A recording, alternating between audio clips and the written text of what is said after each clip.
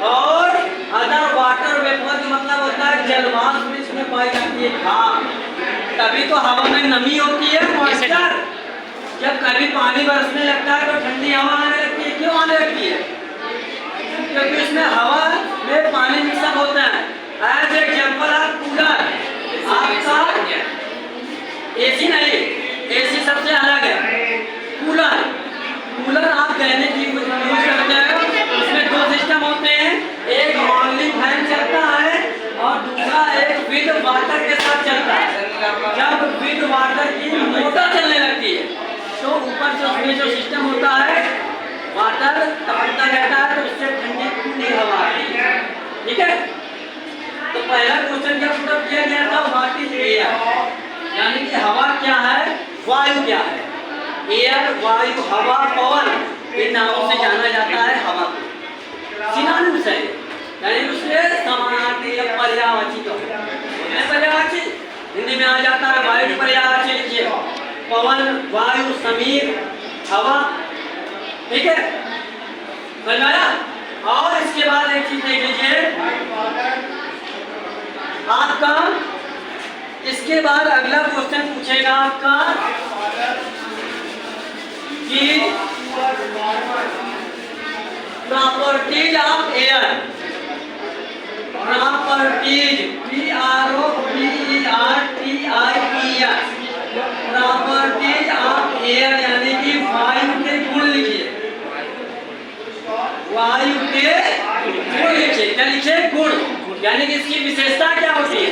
Number 1, it is colourless, COLOURLESS, colourless यानी कि रंगहीन। कोई भी इसका रंग नहीं होता है, लाल, हरा, पीला, नीला, किसी ने देखा है? We cannot see the air, only feel when the it blow। जब ये बहती है और बहने पर जब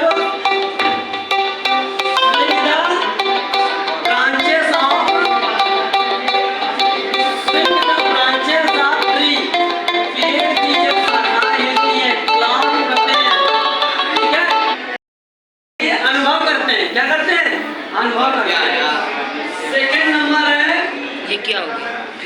ऑर्डरलेस, यानी कि इसको स्मेललेस भी कहते हैं। स्मेललेस यानी कि गंधहीन। गंधहीन का मतलब इसमें कोई स्मेल नहीं होती। ये होती है जो भी फ्लेवर का परफ्यूम लगा लो वो फ्लेवर का फैल जाएगा। कोई भी फ्लेवर की धूप बत्ती, अगरबत्ती जला दो तो पूरे रूम में क्या होगी, फैल जाएगी और बहुत तेजी से स्प्रेड करती है। कोरोना वायरस फैल जाता है। ठीक है भाई, कोई भी आपका वायरसेस है, बैक्टीरिया, वो बाय द विंड, हवा के माध्यम से भी तो फैलता है। आपने सही कहा, कोरोना वायरस हवा के माध्यम से या छींकने से। लेकिन नॉर्मली वो जब हम 2 गज दूरी मास्क से जरूरी, 2 गज की दूरी उससे ज़्यादा जरूरी नहीं, उसके लिए भी वो तो अलग आपका टॉपिक है, टॉपिक से हटना नहीं है। ठीक है, कलरलेस, ऑर्डरलेस और एक रंगहीन, गंधहीन और एक स्वादहीन। Very good. अगला टेस्टलेस, टेस्टलेस यानी कि स्वादहीन, इसका कोई स्वाद नहीं होता, इसका कोई स्वाद नहीं होता। ठीक है, तो इतनी बात समझ में आए। अब देखिए आगे,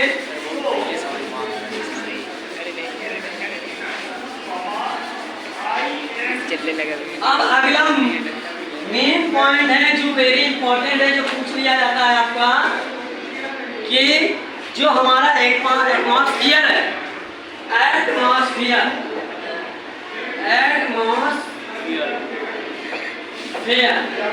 यानी कि हमारा जो वातावरण है या पर्यावरण, ठीक है, इसमें जो एयर है इसमें किन गैसों का क्या परसेंटेज है ये भी पूछ लिया जाता है। और मैंने बताया कि air is the mixture of many gases. तो देखिए, this is the chart of percentage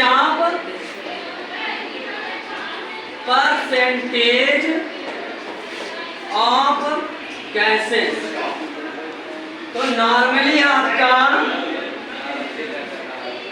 ये हो गए आपका, ये जो भाग हो गया ये 21 पार्ट, यानी कि 21% आपकी ऑक्सीजन पाई जाती है। क्या पाई जाती है?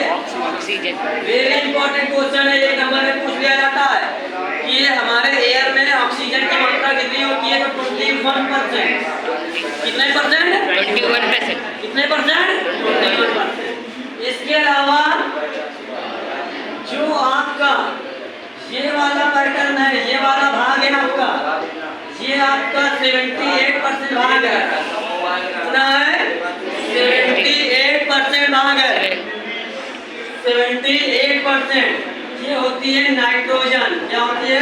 नाइट्रोजन। नाइट्रोजन हिंदी में भी लिख दूं जिससे कि हिंदी वालों को कोई प्रॉब्लम ना हो। नाइट्रोजन का इसका अगर इसका फार्मूला पूछे, इसका होता है N2, ठीक है, इसको N2 भी लिख सकते हैं। Sir oxygen 78% N2। हाँ, तो ठीक क्वेश्चन पूरा किया आपने ऑक्सीजन का। ऑक्सीजन का होता है O2। क्या होता है? O2। ऑक्सीजन का O2, ठीक है। कभी कभी O2 पूछ लेते हैं तो, लेकिन हमको क्लियर होना चाहिए O2 ही ऑक्सीजन है, ठीक है। और oxygen is the very important gas of in our life. Without this gases the life is not possible on the earth. इसीलिए अर्थ को एक यूनिक प्लेनेट कहा जाता है, क्योंकि अगर कोई प्लेनेट नहीं है जहाँ पर ये गैस उपस्थित है, क्योंकि हमारे जीने के लिए और पेड़ पौधों के लिए भी, आज क्रिएचर के लिए ऑक्सीजन गैस वेरी इसेंशियल है। Without this gas life is not possible, संभव नहीं है, जीवन संभव नहीं है। और बचा आपका 1%। 1% 1% में आपकी आ जाती है other gases. Other gases, other gases ये कहाँ से आ जाती है? अदर गैसेस का मतलब जैसे कि अदर गैसों में हो गए आपकी अदर गैस, इसका मेन रीजन हम लोग हैं, जिसको हम लोग उत्पन्न करते हैं। जैसे कि वी ब्रीथ इनहेलिंग, जब हम सांस लेते हैं तो ऑक्सीजन लेते हैं, जब एक्सहेलिंग यानी कि जब सांस छोड़ते हैं तो कौन सी गैस छोड़ते हैं? Carbon dioxide CO2। हिंदी में कहते हैं कार्बन डाइऑक्साइड। ठीक है, ये अदर गैसों के रूप में कुछ मात्रा में पाई जाती है। ठीक, इसके अलावा अदर गैस में आपकी CO2 हो गई आपकी, और CO हो गई, कार्बन मोनोऑक्साइड हो गई, इसके बाद कुछ डस्ट पार्टिकल भी होंगे और कुछ वाटर वेपर भी होंगे। इस तरह से आपका जो परसेंटेज बन जाता है, ठीक है। और परसेंटेज हमेशा किसमें होता है? 100%। कोई भी चीज 100% में होती है, 100% होती है कि नहीं? 100%। तो आपको मैंने बताया ऑक्सीजन कितनी है? 21%। नाइट्रोजन कितनी है? 78%। और अदर गैसों में कितनी आ गई? 0.1%। अब इनको प्लस कर लीजिए, 8 19 110 की 0 कैरी 1 2 1 3 3 1 7 और 7 और 3 100 बन गया 100%। यानी कि टोटल जो एयर का आपका पूरा ये 100% में बन गया। तो इससे पूरा आपका क्लियर हो गया कि कौन सी गैस कितने परसेंट। वेरी इंपॉर्टेंट क्वेश्चन है, एक नंबर का जरूर, चाहे नाइट्रोजन गैस का परसेंट पूछ ले या ऑक्सीजन का, दो ही में से एक मिलता है, ठीक है। और जब इस गैस के बैलेंस में डिसबैलेंस हो जाता है, तब कौन सी समस्या, कौन सी प्रॉब्लम क्रिएट होती है? कौन सी प्रॉब्लम क्रिएट होती है? पॉल्यूशन। कौन सी प्रॉब्लम क्रिएट होती है? पॉल्यूशन, ठीक है। आपका हमने बताया ऑक्सीजन 21, नाइट्रोजन 78 और अदर आपकी 1%। ये परसेंटेज का सिंबल होता है जब इसमें अनबैलेंस होता है। इनमें अनबैलेंस का मतलब कि जैसे व्हीकल से निकलने वाला धुआं, या जब किसी चीज को बंद करते हैं तो उनसे खतरनाक गैस कार्बन मोनोऑक्साइड और कार्बन डाइऑक्साइड निकलती है। तो जब वो निकलेगी तो ऑक्सीजन की जो मात्रा होती है वो क्या हो जाती है, डिक्रीज हो जाती है। डिक्रीज यानी कि इसमें कमी आती है। क्या आती है? कमी आती है। तो मान लीजिए 21% है तो ये बच गई 10%। और जो अदर गैस है जैसे कि CO2 ये बढ़ गए, ठीक है, ये आ गई 5% और CO आ गई आपकी 3%, ठीक है, समझ में आ गया। और आपका और दूसरी गैसें मान लीजिए आपका धुआं, लंका धुआं, ये सब आ गए आपके 2%। तो ये जगह 10% में हो गई कि नहीं? तो ये इसको डिसबैलेंस करती है। तो ऑक्सीजन की जब मात्रा कम हो जाती है या नाइट्रोजन भी कम हो सकती है, तो जब ये दूषित जो पॉल्यूटेड एयर में जो पॉल्यूटेड जो करने वाली जो आपकी गैसेस है जहरीली, ये जहरीली गैसें जब इंक्रीज हो जाती है तब क्या समस्या हो जाती है? Air pollution. और एयर पोल्यूशन की डिफिनीशन ही है when a lot of smoke, क्या चीज? When a lot of smoke and poisonous gases mix in the air and damage the our environment are called air pollution। यानी कि जब a lot of smoke यानी कि बहुत बड़ी मात्रा में धुआं, बहुत ज्यादा मात्रा में धुआं, और पॉइजनियस गैसेस का मतलब हो गया जहरीली गैसेस। क्या? जहरीली gases mix in the air, हवा में मिल जाती है तो हमारे वो हवा को क्या कर देती है?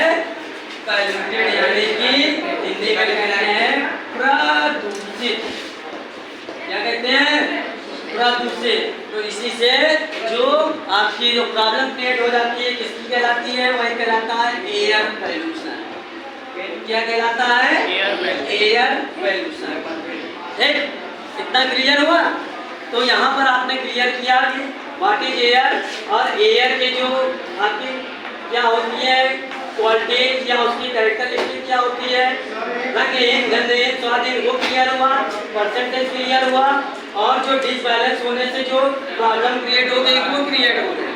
और जब ये एयर पोल्यूशन होता है, और इस एयर पोल्यूशन का मेन रीजन हम लोग हैं, और ना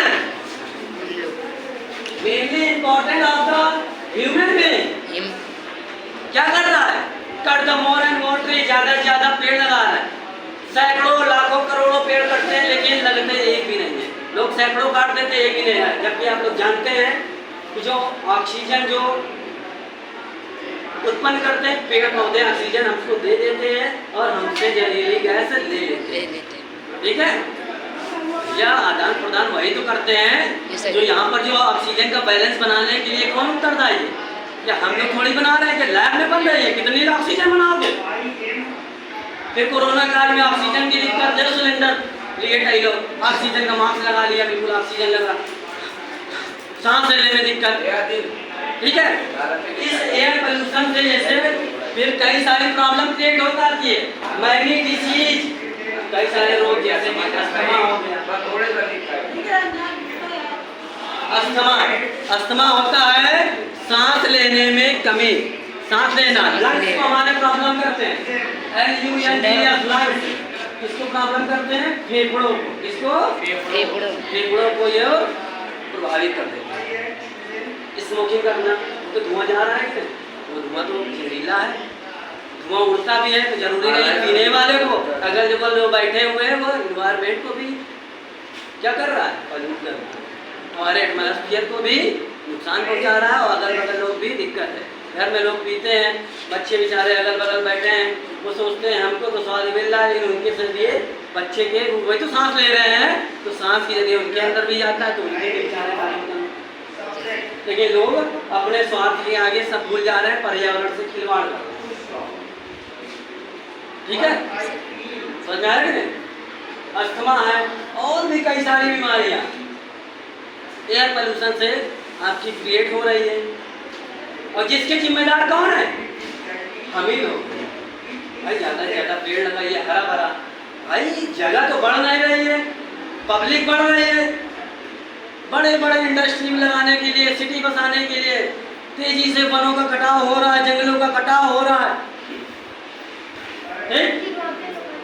तो वो सब क्या हो रहा है, वन जब कट रहे हैं तो वो सब नुकसान कर रहा है और हमारे इस बैलेंस को अनबैलेंस कर रहा है। तो आप लोगों को समझ में आ गया होगा एयर के बारे में, एयर के कंपोनेंट, मतलब एयर में कौन कौन क्या क्या पाए जाते हैं, और एयर में जो गैसों का परसेंटेज है, और एयर को पॉल्यूटेड होने का जो रीजन है वो भी पता चल गया हो गया। ठीक? और उससे होने वाले नुकसान। इतने सारे व्हीकल चल रहे हैं, जितने घरों में, हर घर में जितने पब्लिक है, जितने पर्सन है, उतनी मोटर बाइक खड़ी है।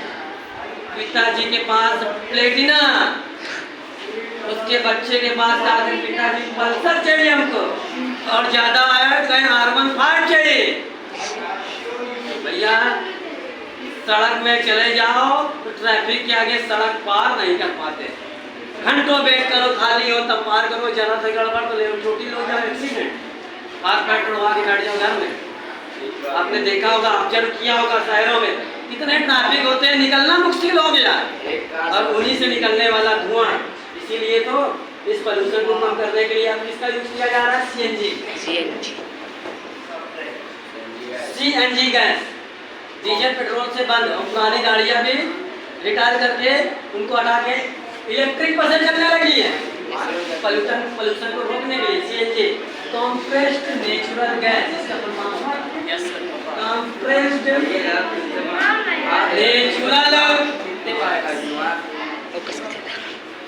Don't make noise gas. ठीक है?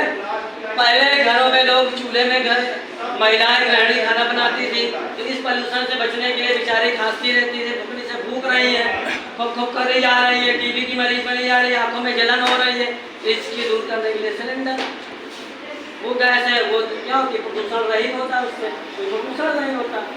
भाई साइंटिस्ट लगे हैं कोई ना कोई ऑप्शन ढूंढने के लिए। ये सर जी। ठीक है? इलेक्ट्रिक सोलर सिस्टम से चलने वाली बसें चलने लगेंगी, उसमें लगे हैं, लेकिन हमको भी कुछ रिस्पॉन्सिबिलिटी समझनी चाहिए इस इन्वायरमेंट के लिए, इस अर्थ के लिए। इसीलिए सेव ट्री सेव अर्थ, वृक्ष बचाइए, पृथ्वी बचाइए, तभी जीवन संभव है। नहीं तो life is not possible without the plant and tree and without the air. कौन सी एयर और कौन सी गैस? जिसे प्राण वायु कहते हैं, लिविंग एयर। ठीक है? समझ में आया? तो आज का टॉपिक यहीं पर करता हूँ। नेक्स्ट में नए टॉपिक के साथ फिर मुलाकात होगी। Thank you, have a nice day.